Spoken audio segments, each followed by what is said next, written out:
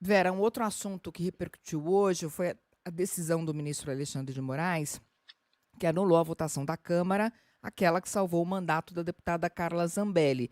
Essa anulação foi divulgada ontem, logo depois do Viva Voz, a gente noticiou aqui no ponto final. Mas hoje a primeira turma do STF referendou essa decisão do ministro. E agora, como é que a Câmara sai desse impasse?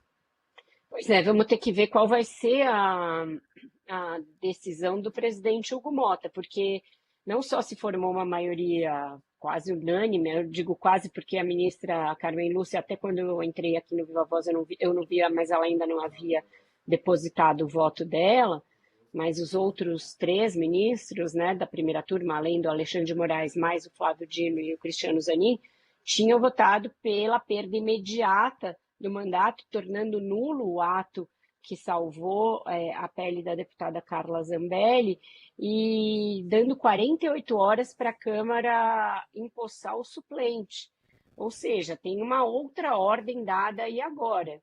Não dá para saber se o presidente Hugo Mota vai querer peitar essa decisão, se ele vai querer dizer que não e que tem que continuar e que é isso mesmo que vale a decisão da Câmara, porque aí realmente vai estar estabelecido um impasse.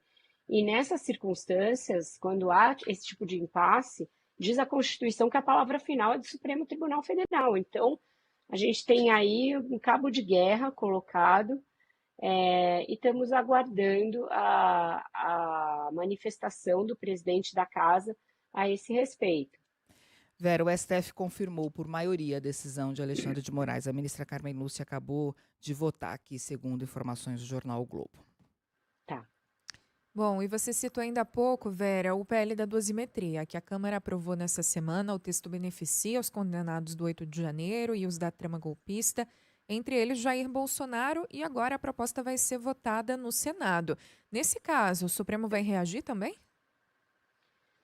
Deve reagir, mas eu acho que tem uma possibilidade deles terem dado um tiro no próprio pé e o próprio Senado ter que corrigir uma barbeiragem na DEDIA, porque graças a uma análise muito precisa do repórter especial do Estadão, Marcelo Godoy, a gente prestou atenção numa coisa que não é um pequeno detalhe, mas é que é importante nesse projeto que eles aprovaram, que é o seguinte: eles mexem na lei de execuções penais para beneficiar o Bolsonaro, os outros condenados do 8 de janeiro, etc. Só que com isso eles aliviam também a situação para os chefes de facções criminosas que estão presos, porque diz lá que os chefes de organizações criminosas precisam cumprir só 25% das suas penas em regime fechado. Miraram no Bolsonaro e acertaram no Fernandinho Beiramar, no Marcola, no André do Rep e em tantos outros. Então,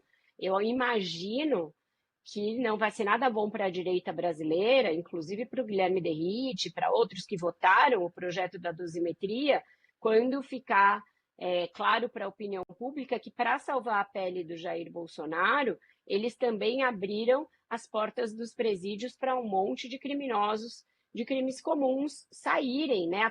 Aí não é nem saidinha, é sair de vez, sair do regime fechado.